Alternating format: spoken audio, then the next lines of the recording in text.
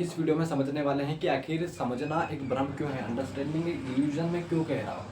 Third layer क्या है, concept जो होता है अनफिक्सेबल कैसे होता है, यूपीएससी कैसे थर्ड लेयर पे काम कर रहा है। इसके पहले जो 2 वीडियो मैंने बनाए हैं और जो बताया है उसमें इतना इन्फॉर्मेशन विस्तृत तौर पर नहीं थी, लेकिन इस वीडियो में मैं आपको पूरे सही तरीके से विस्तृत तौर पे बताने वाला हूँ कि क्या है, उसको कैसे हम इम्प्लीमेंट करेंगे, उसके क्या बेनिफिट्स होंगे, सब कुछ।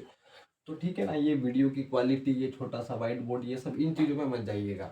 आपको देखना क्या, आपको देखना है कि कंटेंट। मैं आपको ये दावा करके कह सकता हूँ कि अगर इस वीडियो को ईमानदारी से आप देखते हैं और समझने का प्रयास करते हैं थोड़ा, तो आपकी जो परफॉर्मेंस है ना वो 10 गुना बढ़ जाएगी। ठीक है ना, 10 गुना बढ़ जाएगी, यह मैं आपको गारंटी से कह सकता हूँ। आपको लग रहा होगा कि यार वीडियो वाइट बोर्ड ये सब छोटा सा है और ये, तो इस पे मत जाइए, आप जाइए रियलिटी पे जो मैं बताने वाला हूँ। ठीक है, तो शुरुआत करते हैं आज की इस वीडियो की। तो पहली बात, मैं क्यों बार बार इस बात को बताते आ रहा हूँ, समझाते आ रहा हूँ कि अंडरस्टैंडिंग एक इल्यूजन है, समझना एक भ्रम है। ठीक है, कंसेप्ट के बारे में मैं कह रहा हूँ बार बार। 2 वीडियोस में मैंने कहा है कि कंसेप्ट अनफिक्सेबल होता है, फिक्स कभी नहीं होता है।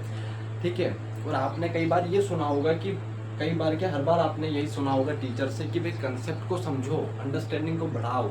लेकिन मैं यहाँ उल्टा कह रहा हूँ, ये कैसे पॉसिबल है भाई? इसके पीछे भी एक लॉजिक है, क्योंकि हम जब किसी बात को कहें या किसी विषय के बारे में हम जब बताना शुरू करें, तो हमारे पास उस विषय से संबंधित तर्क होने चाहिए, एविडेंस होने चाहिए, तभी वो बात सिद्ध हो पाती है और सही रियलिटी तक हम पहुंच पाते। तो उन्हीं तथ्यों के आधार पर मैं आपसे बात करना चाहता हूँ, ताकि आप अपने परफॉर्मेंस में इन्हेंस कर पाए, कोचिंग कि उस भाग दौड़ से निकल पाए, सही चीज़ों के पीछे काम कर पाए, उस रियलिटी पे काम कर पाए जो यूपीएससी आपसे चाह रहा है। ठीक है ना, जिस तरीके से आप पढ़ रहे हैं उसमें आप परिवर्तन देखेंगे अगर इस चीज़ को इम्प्लीमेंट करते हैं। ठीक है, तो सबसे पहले मैं बात कर रहा हूँ कि अंडरस्टैंडिंग इज एन इल्यूजन, यानी समझना एक भ्रम क्यों है।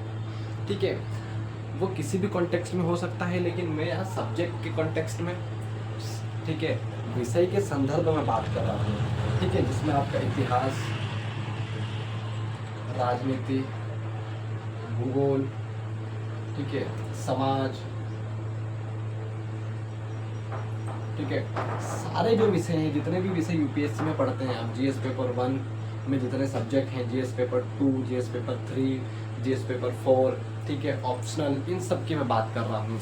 यहाँ कुछ एग्जांपल्स भी मैं आपको जो है बताने वाला हूँ, जिससे आपको समझने में आसानी होगी। सबसे पहली बात हमें समझनी, अंडरस्टैंडिंग इज एन इल्यूजन। क्यों है समझना है भ्रम? भ्रम इसलिए है क्योंकि हम जिसे समझ कह रहे हैं, ठीक है, जिसे हम परिभाषित कर रहे हैं वर्तमान में, जिसे समझ कहा जा रहा है, विभिन्न संस्थाओं के माध्यम से, विभिन्न कोचिंग्स के माध्यम से, विभिन्न टीचर्स के माध्यम से जिसे हम समझ कह रहे हैं, वो एक परिभाषित रूप में जिसे हम परिभाषित कर रहे हैं, मैं उसके असल मीनिंग को नहीं समझ पाया हूँ कि एग्जैक्ट अंडरस्टैंडिंग क्या है जो वो बता रहे हैं। ठीक है, क्योंकि उनकी परिभाषा जो है एक बंधी हुई परिभाषा है, एक सीमित ढांचे में फिट की गई परिभाषा है। ठीक है, फिक्स की गई परिभाषा है, और मैं उसको समझ नहीं पा रहा हूँ कि कैसे पॉसिबल है कि आप उसे अंडरस्टैंडिंग कहेंगे।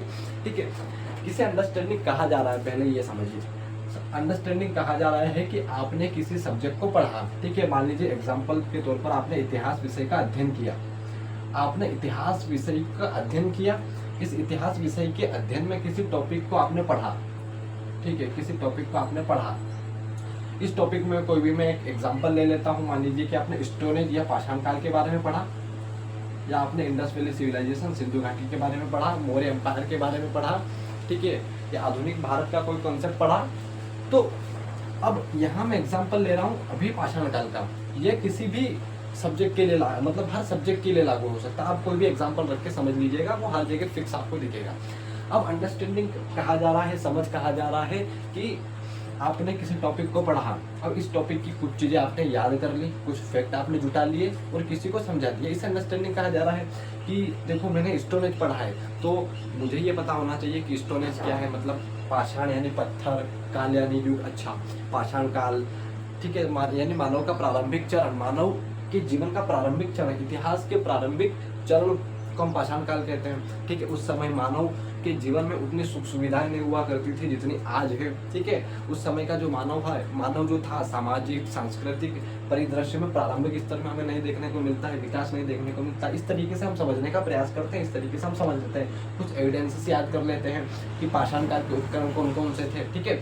बेसिक तौर पर जो हम समझते हैं उसमें हम ये कहते हैं कि भाई ठीक है, हमने जो एविडेंसेस है वो समझ लिए, कुछ फैक्ट याद कर लिए कि हस्त कुठार जो था मानव का, जो पाषाण काल का उपकरण हमें देखने को मिलता है, ठीक है। और इस तरीके से हमने बहुत सारी चीज़ें पढ़ ली, समझ ली और प्रयास कर लिया, लेकिन हम उस इल्यूजन में बार बार अटके हुए हैं जिसे हम समझ ही नहीं पा रहे हैं, क्योंकि हम असल समझ के और कभी बढ़ ही नहीं पाए, ठीक है। जिसे हम अंडरस्टैंडिंग कह रहे हैं वो तो दोहराव है ना।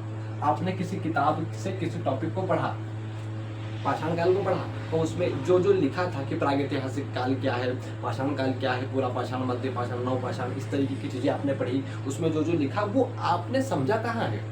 आपने कभी समझने का प्रयास ही नहीं किया और ना ही आपको सिखाया गया कि समझो। आपने तो भाई जो जो किताब में लिखा है उसके बारे में, उसके हर फैक्ट को अंडरलाइन किया, नोट्स किया, उसको बार बार दोहरा रहे हैं और आपने ये समझ लिया कि मैं समझ रहा हूँ, लेकिन वो आपने समझा नहीं, क्योंकि समझ दोहराव नहीं होती है भैया। समझ तो हर परिस्थिति में निर्मित होती है ना। समझ पहले से तय की गई कोई वस्तु नहीं है कि पहले से तय कर दिया गया है कि मैंने किसी टॉपिक को समझा है तो मैं इसे समझ कह देता हूँ, ठीक है। तो उस बात को समझिए जिसको मैं कहना चाहता हूँ। मैं क्या कहना चाहता हूँ कि आप फिक्स मत होइए, वो समझ नहीं है, वो तो एक दोहराव की प्रक्रिया में अपने आप को आप ले जा रहे हैं। क्योंकि अगर आपने असल मायने में किसी टॉपिक को समझा होता ना मेरे भाई, तो आप उस टॉपिक को, ठीक है ना, किताब की भाषा में दोहरा नहीं रहे होते, या जो किताब ने कह दिया वो आप दोहरा नहीं रहे होते, उसका रिपीटेशन नहीं कर रहे होते, बल्कि आप जो है उसको हर परिस्थिति में अलग एंगल से, अलग अलग थीम से, मैनी ऑफ एंगल से उसको आप समझाने का प्रयास करते हैं। वो रियल अंडरस्टैंडिंग होती है ना, वो रियल अंडरस्टैंडिंग होती है। लेकिन हमें अंडरस्टैंडिंग के बारे में यही बताया जाता है कि कोई टॉपिक है उसको समझ लो, उसकी जो जो मेन पॉइंट्स है उसको याद कर लो, वही आपकी समझ है, ये कहा जा रहा है। लेकिन जहाँ तक मैं समझ पाया हूँ, जहाँ तक मैं ये नहीं कह रहा हूँ कि मैं जो कह रहा हूँ बिल्कुल सत्य है, वही एकदम सत्य है, हाँ, लेकिन मेरा ओपिनियन ये कहता है कि ये भी पॉइंट हो सकता है जिसे हमें देखना चाहिए।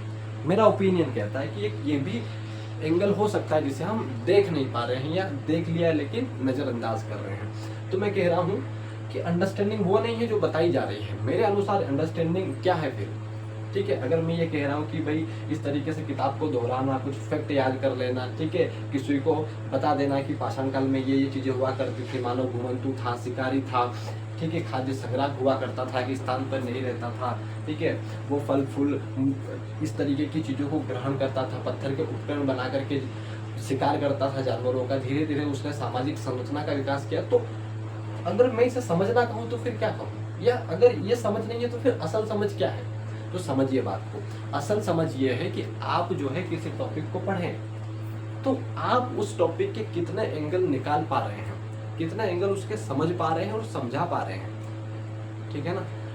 हम किताब में सिर्फ एक ही एंगल को देख पाते हैं, एक ही लेयर को देख पाते हैं, जैसे मैंने कहा फर्स्ट लेयर, लेकिन समझ वहां होगी जहां थर्ड लेयर आपकी आएगी, क्योंकि आप थर्ड लेयर पे काम नहीं करेंगे। अंडरस्टैंडिंग आपकी एक दोहराव होगी, एक इल्यूजन क्रिएट करेगी, ठीक है।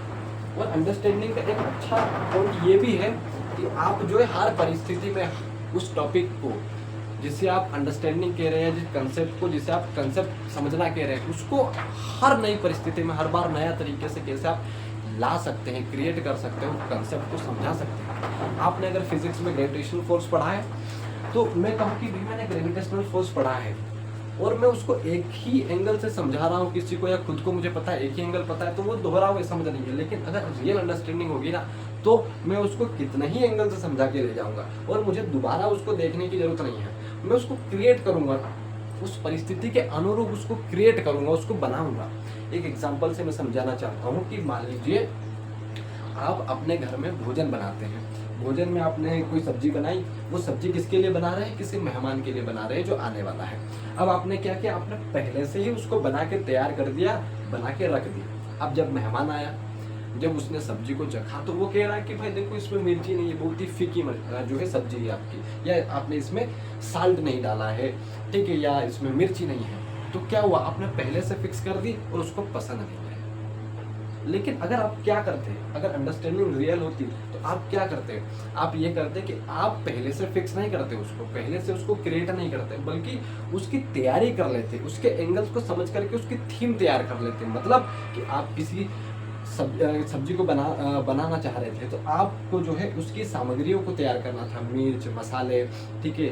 आप चाहे आलू की सब्जी बना रहे हैं, गोभी की सब्जी बना रहे हैं, उसको कट पीट करके धो धा के, ठीक है, तैयार कर लिया, सारे मसाले तैयार कर लिए, नमक मिर्ची तेल वगैरह सब तैयार कर लिया।